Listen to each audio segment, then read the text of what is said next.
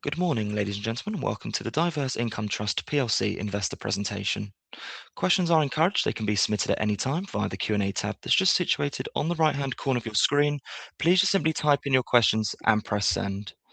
The company may not be in a position to answer every question it receives during the meeting itself. However, the company can review all questions submitted today and will publish those responses where it's appropriate to do so on the Investor Meet Company platform. Before we begin, as usual, we would just like to submit the following poll. I would now like to hand you over to Claire Long, Head of Investment Trusts. Claire, good morning. Good morning. Thank you, Jake. Thank you, everyone, for joining us. Just quickly highlighting the risk warning slides that we're required to do so at the start of the presentation. I'm here again with Gervase Williams, co-manager with Martin Turner of the Diverse Income Trust. Gervase is going to give us a short update on what's been going on in the trust. Performance of UK smaller companies has been encouraging recently, and after a great performance in the trust financial year end to May. So in the first half of its current financial year, Diverse was a little ahead of the UK smaller companies sector, rather further ahead of the alternative investment market, AIM, but behind the UK market as a whole. However, as I say, since the start of 2026, the trust net asset value has surged ahead, and I think has just hit an all-time high. So we'll look at sector and stock specifics shortly. But my first question, Gervase, to you is, what's changed for the UK stock market and perhaps for smaller companies in particular? Yeah, it's interesting, really. I think lots of things haven't changed. I mean, what was interesting about 2025 wasn't just that the UK, produced some good returns. It was up some 20-something% in sterling terms, but actually, when you look at it in dollar terms, it was actually up rather more. Dollar's been weak and such like. So it had a very good year last year, the UK stock market, particularly the FTSE 100. What was interesting was actually it outperformed all the US indices. And so it's not just that the UK is outperforming and making money, but other indices, and let's be honest, some of the results from some of the mainstream companies in the US were doing quite well, but the UK outperformed. And it's not related to this slightly better performance of the UK economy or slightly better sort of political background. It's really related to difference. So coming back to this year started well. UK is outperforming again. When you look at the returns, just checking just now, and the FTSE 100 is up another 6.9% already, and that compares with an S&P index, which is almost unchanged, and Nasdaq, which is down. And the smaller end of the market, which is very important to us, of course, some of the AIM stocks have gone up 7.4, 7.5. So coming back to it, we've actually seen not just the UK outperforming, but we're now starting to see some of the smaller companies coming through. Okay, and so what's that meant for your approach to the diverse multi-cap strategy? I mean, does it remain fairly evenly split between mainstream companies, smaller companies, and AIM stocks? And I think you've added some overseas holdings as well. So what's the sort of broad spread of the portfolio? I mean, the portfolio's always been quite heavily biased towards small companies. So although we still have a large weighting in mainstream FTSE 100 companies and some FTSE 250s, usually about 40%. That means that 60% is in LSE listed small companies and, of course, some of the AIM listed companies. So that hasn't changed very much. What has changed is that some of their share prices are starting to move. So that's driving up. And we've seen particularly good opportunities to take some profits in some areas and move capital into others. Specifically, we've seen companies which are succeeding, not just seeing share price appreciation, but sometimes quite sharp share price appreciation. They're coming from very low valuations. So can we perhaps look at a few sectors in a bit of detail? So first, mining, and perhaps particularly gold mining. Diverse portfolios had quite significant exposure to that. Investors will no doubt be aware the gold price has been very strong. It's fallen back a little bit recently. How have you responded to this sharp move in gold? So we Martin and I have had a portfolio in gold mining companies for the last 5 years, in fact. So it's not as though we've just gone into the sector or the rest of it. So from that point of view, yes, they produced some return sort of 2, 3, 4, 5 years ago. But actually, what's happened most recently is not just the share prices of small cap mining companies that have gone up, but particularly gold mining companies have gone up much sharper than most others. So, over the last year, there are some share prices which went up 5 times. Right. So Pan African Resources was a very strong one for us. Thor Exploration is also another one. We've had 1 or 2 others. And those have done well. And they've come really strongly. And if we just left the weightings as they were, they would have been by far the largest holdings in the portfolio. Right. So they're very good companies. We're very excited about the potential for all sorts of metals, not just precious metals to do well, but most particularly what we've done is we've taken very substantial in gold mining companies specifically. There are still some weightings in there, but it's fairly small. They're back to what they might have been perhaps 2 years ago. So that's great. And then we've allocated into other capital, into other areas. Right. And are there other metals, other mining companies that you're looking at? Absolutely. I mean, we have seen copper moving up, so the copper price has been quite strong. So copper miners, we've got a new holding company called ACG, which is a Turkish copper mine quoted in the UK. Again, valuation was really hopelessly low 6-9 months ago when we started buying the holding. It's come up quite a bit now. It could still go a long way further here. But then there's other metals which we're also involved in, cobalt and most recently tungsten, for example. Right. So if you take Tungsten West, which is a UK quoted company, started the year at a tiny market cap, less than 50 million market cap, now over 300. What's happened? Well, first of all, the share price has gone crazy, but more importantly, they've raised capital to bring the mine into production. And if they're correct, then they will produce tungsten later this year, and become not just the biggest tungsten mine, or one of the biggest tungsten mines in the world, but actually almost the lowest cost tungsten mine in the UK. That's in Devon. Right. Okay. Yeah. And tungsten, it's not just used in military uses. It's used also for cutting up silicon wafers. And if you use tungsten wire because it's the highest melting point, then what's interesting about that is you can use a thinner wire, and therefore you cut away less of silicon, so you can get more silicon wafers. All that kind of thing. So there's lots of things going on. Yes, we've got a wide range of different metal mining companies in the portfolio represented, and as that comes through, we don't just think gold and silver. We think actually some of these industrial metals will be very important as well. Yes, I see.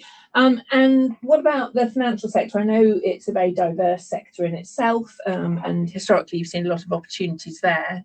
What's your position in Yes, I mean, last year, of course, the financial sector was quite strong, particularly the banks. The banks have been strong for 2 or 3 years now, and we saw, again, very strong returns coming from some of the banks last year. Again, we've been participating in the mainstream banks, NatWest, Lloyds, but actually the better opportunities are always further down the market cap range. So we really stepped up weightings in particularly the banking sector at the beginning of last year. So that included Secure Trust, One Savings Bank, and we already had Vanquis as well. So they've come through very strongly. Specifically, actually, Secure Trust was standing at just an embarrassingly low valuation. And so although the valuation, share price moved up 3 times or whatever, it's still on a low valuation now. Compared with most others, it's still standing, in our view, at below tangible asset value. So it's kind of crazy what's the opportunity. So we've seen a lot of that coming through. Some of the life companies have done well. Some of the core holdings in the other financials, things like XPS and things, have done very well. What's happened most recently in the last 6 months is we have taken very substantial profits on the financial sector. It did get to something like 42 or 43% of the total weighting of the portfolio,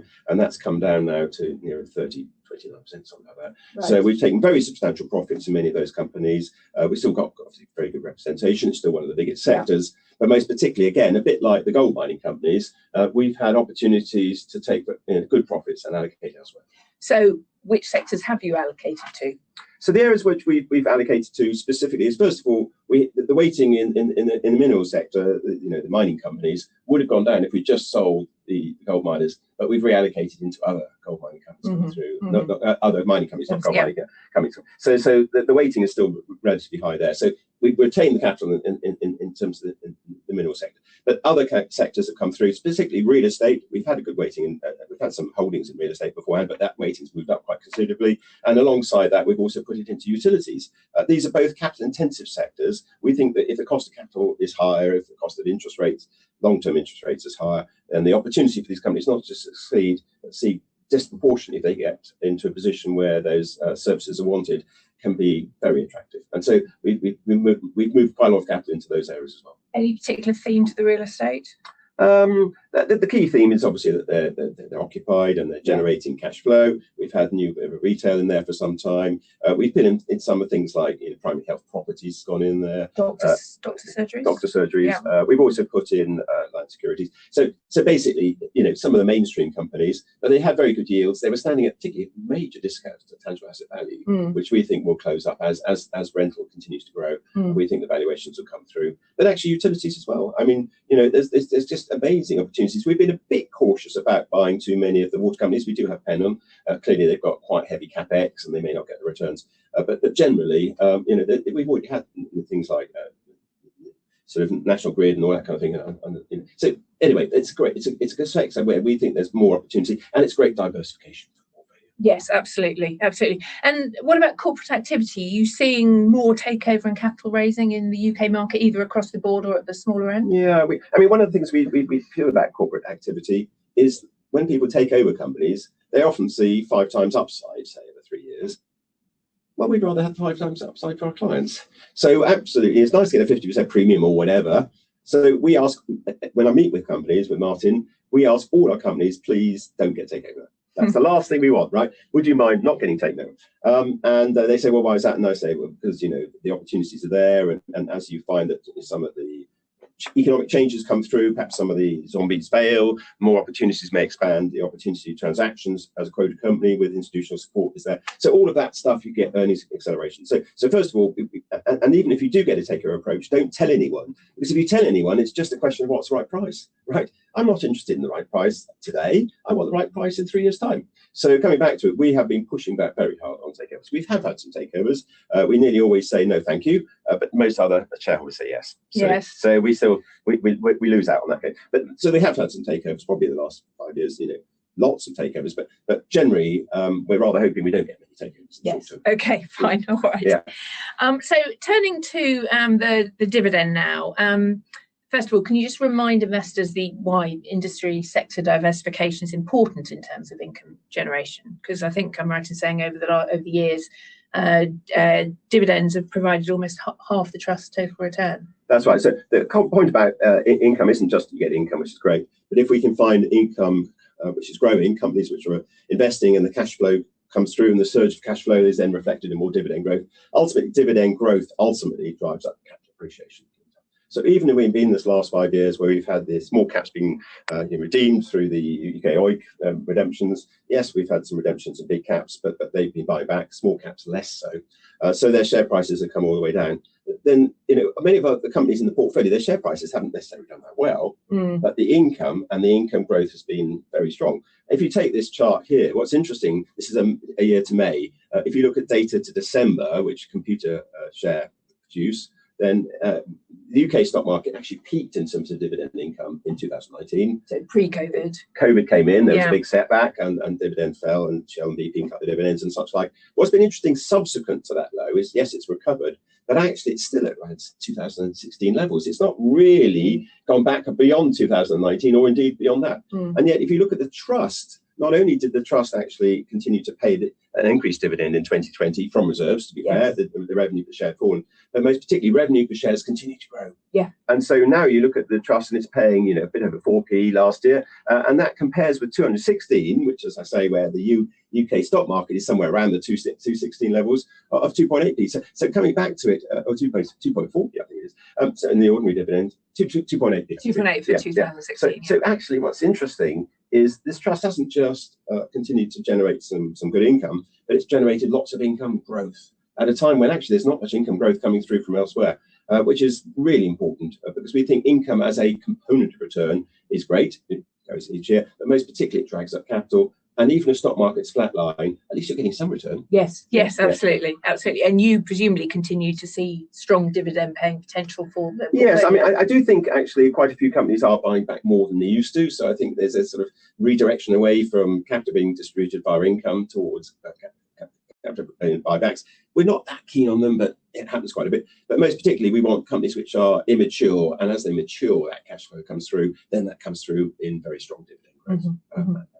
I'm just going to bring in a question here from somebody who's dialed in. How do you balance the appeal of dividend paying companies against the risk that high payouts limit reinvestment and long-term growth?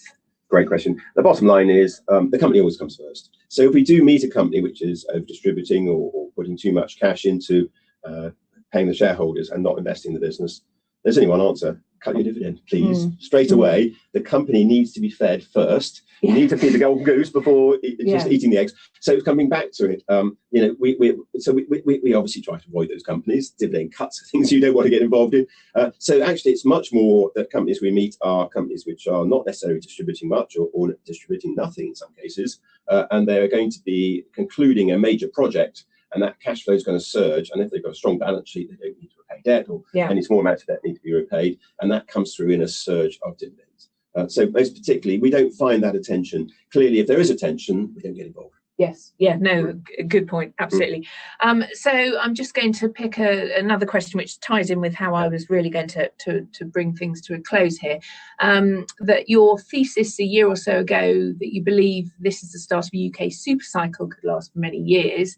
Are you still as excited by future opportunities given the really excellent performance over the last year? So is your original thesis still intact? Yes, I mean, what's interesting is you look price to book, and you look at the Magnificent Seven or US stock market, they are way higher than the valuation of the UK stock market. So at the moment, there's a massive difference, and so you're getting cheap. Clearly, when you look at the price to book of small companies, they're even lower.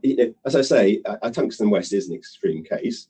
But it started the year at a tiny market capitalisation. Its share price, and they raised money at 18. Its current share price is over 30. So it's, this just shows that when things succeed, they go a long way. Now, to be honest, my own view is that Tungsten West could still go up many times from here, right? So it's kind of embarrassingly low valuations. Yes, some share price has gone up. Yes, the trust is doing well. We've only just started, right? The scale of the opportunity is hard to overstate really.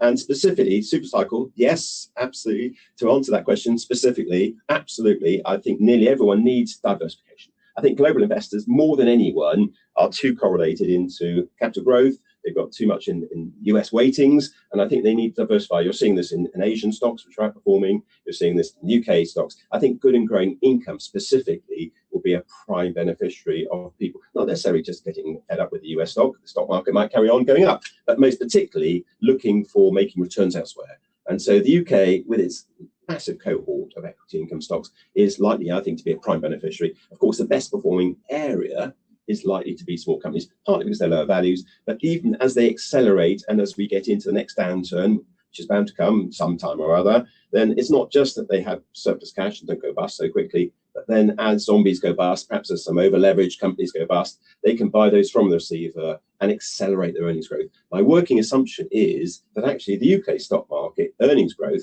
will overtake the US stock market. Sounds mad at the moment, right? But that's what happens during a downturn. So I think coming back to it, we've only just started. Yes, the fund's done pretty well. The trust has risen nicely, but there's so much more, in our view, to come over the next 3-5 years. Okay.